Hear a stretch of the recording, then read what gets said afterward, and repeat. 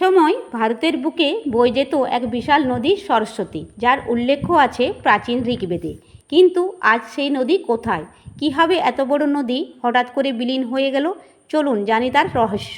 নমস্কার বন্ধু, আজ আমি সরস্বতী নদীর বিলীন হওয়ার পেছনে কাহিনী জানাবো। প্রাচীন গ্রন্থে সরস্বতী নদীকে বলা হয়েছে নদীর মধ্যে শ্রেষ্ঠ। ধারণা করা হয় এটি হিমালয় থেকে উৎপন্ন হয়ে রাজস্থান হয়ে আরব সাগরে মিলিত হতো। কিন্তু সময়ের সাথে সাথে সরস্বতী নদী ধীরে ধীরে অদৃশ্য হয়ে যায়।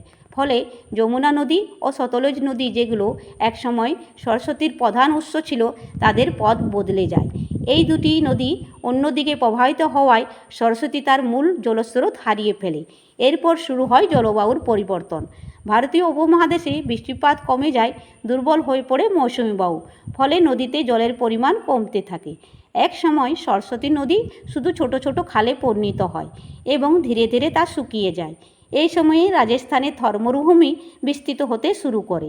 বালির স্তূপ ধীরে ধীরে নদীর প্রবাহ ঢেকে দেয়। ফলে সরস্বতী নদী দৃশ্যমানভাবে সম্পূর্ণ হারিয়ে যায়। কিন্তু গল্প এখানে শেষ নয়।